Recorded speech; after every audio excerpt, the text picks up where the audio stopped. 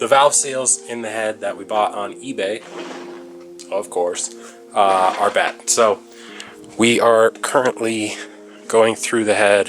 It is like 8 o'clock at night, pretty dark out, but we have our valve spring compressor, oops, as I drop everything, set up here, and we are going through one by one and replacing all of the valve seals.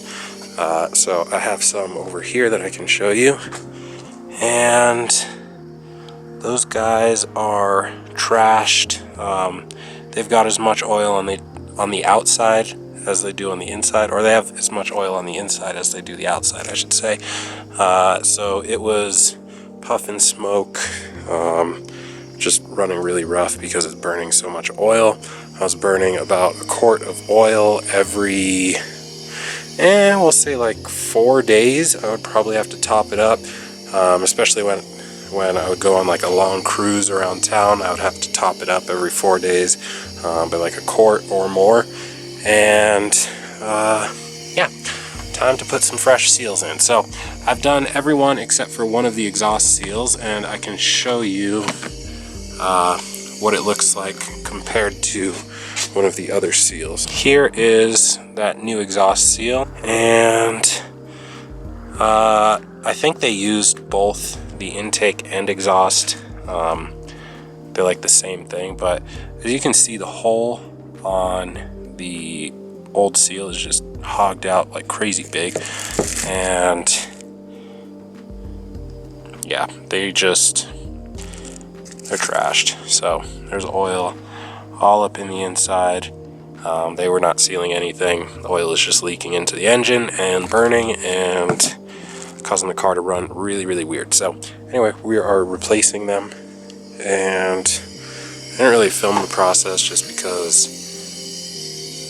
I don't know, it makes this whole process go 10 times longer. So we're just gonna do it, and you guys are gonna enjoy the car ripping when it's ripping.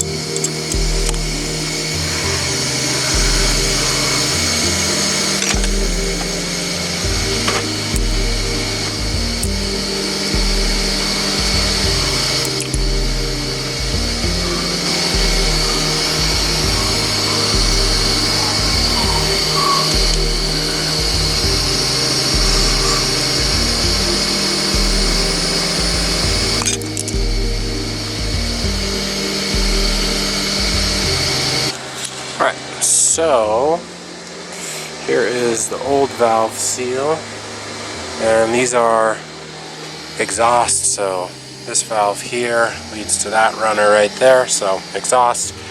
As you can see, kind of, the hole is just huge on this old valve seal compared to the new one.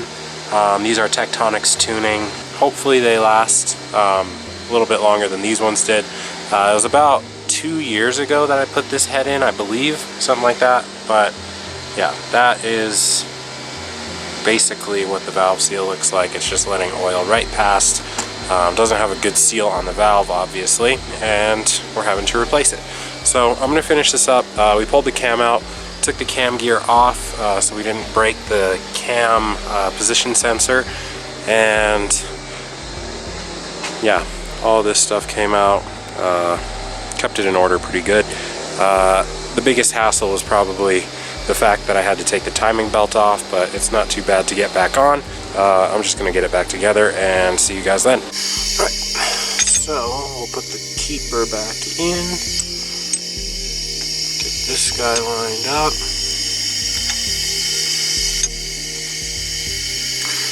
Alright, and then once this thing is lined up, so you guys can't really see too well, you're gonna push this down. As you can see, the keeper's kind of dancing. We'll drop it down, hit it with the pick, and boom. So you put one half in, and then the other half can go in after, and it makes your life 10 times easier. And try and get the spring compressed basically past the grooves in the valve. So the retainer is past the grooves, and then you can just put both keepers in place and then let the valve spring up, and this retainer here on top will just keep them together. So yeah, let me see if I can do it before the battery on that camera dies. Probably not, but let's see. I think that's everyone's biggest issue with doing this job.